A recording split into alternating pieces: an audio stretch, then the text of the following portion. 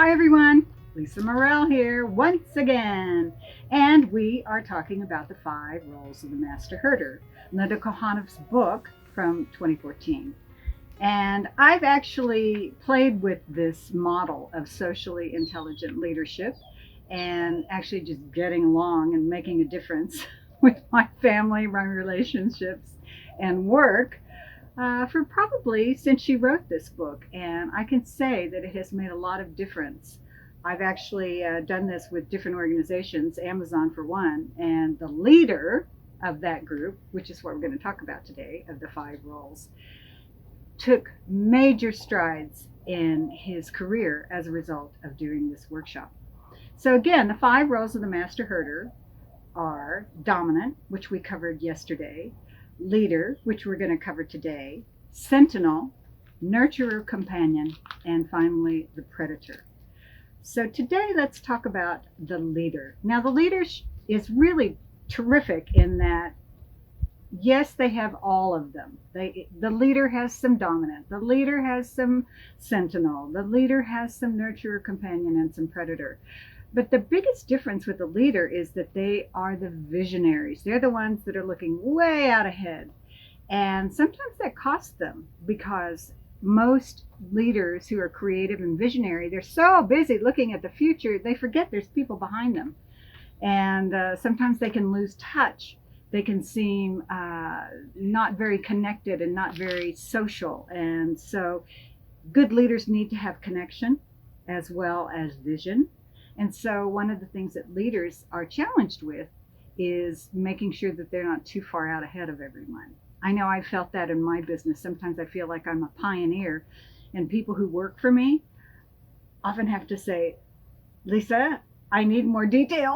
I need to understand what it is that you're actually wanting me to do because I'm already to the next thing. That's just how I think. That's not necessarily the best way to think, but over exercising that visionary aspect of leadership can put you in not as strong a position as a leader. And so a mature leader is someone, I'm looking at Linda Kohanov's notes because she's the queen of the 5 roles of the master herder, that the mature leader also knows what's going on outside, but they also have a sense of what's going on inside the herd. It's very important. Yesterday we looked at the dominant, and the dominant is kind of the COO, the one who's the director of operations, whereas the leader is the CEO. She has to have a much bigger perspective. Now remember, in herds, it's usually a lead mare. It's usually a female that is out in front because part of leadership is followership. So they have to feel safe. They have to feel confident that they are being led in a powerfully and connected way. And so that's part of what the leadership role is. There are young leaders who are not quite where they need to be, but the thing about horses is they groom each other for these roles. It's really quite spectacular to watch. You can see head mare or lead mare look at and take care of another one of the younger horses because she feels like his role is going to be in the leadership. In fact, the horses do a great job of knowing which role one herd member is going to play because all herd members have to play a role in the thriving of the herd and the sustainability of the herd. They can't all be leaders. They can't all be dominants. They can't all be nurturer companions.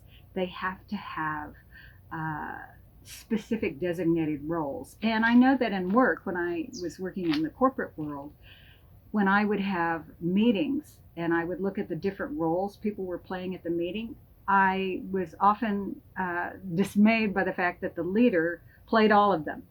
So that allowed everybody else to sit back and not have any ownership or responsibility. And that just simply doesn't happen with a horse herd. In fact, I've seen dominants and leaders go up and really either kick or nip, or in the case of lead mares, just give them a look.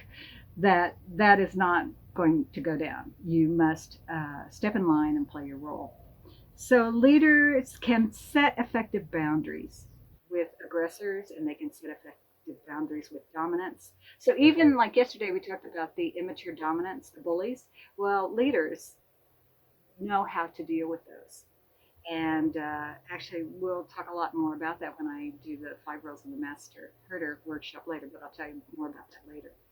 Okay, so as I said, they're visionary. Second of all, they're calm. So if there is a crisis or there is panic, people can uh, really depend on this calmness and direction so that they can actually follow them. And the same with the horses. They know that whatever the leader does, they believe it, they follow it. And also, they motivate. They motivate through inspiration. Inspiration is so important. It's not about telling everyone what to do, it's not about doing it for them. It's about inspiring them. And inspiration comes from, first of all, the creativity that they have, but inspiration also comes from the connection that they have with people. Think of a mentor that you might have had. How are you inspired by them? How were they a leader? How do you inspire your children? How do you inspire your mate or those at work? Again, as we're stepping out after COVID, it's important for us to remember those skills that we have and kind of brush them off and step into them, knowing that this will help us to thrive more fully as we step back into society. And I want to remind you that the leader there's so many wonderful things about leaders, but they also have their own challenges. And that is they lose sight of the people that are following them because they get so far ahead. They sometimes, because of that, because they're thinking out there and they're really in a different position and have a different perspective than everyone else, sometimes they might seem unsympathetic or not very touchable. So the leader has to make sure that although they are visions and visionaries, that they need to take the hands of the people that are following them and make sure that they are okay as well. So that's the leader. That is something that is what everyone thinks they're supposed to be. But believe me, the leader, as horses will tell us, have a bit of all of the other roles. So tomorrow we're going to look at the role of the nurturer companion. And this is the person that makes everybody make sure they're happy and what their strengths and challenges are as well. So thanks for being here. See you again tomorrow. Bye-bye.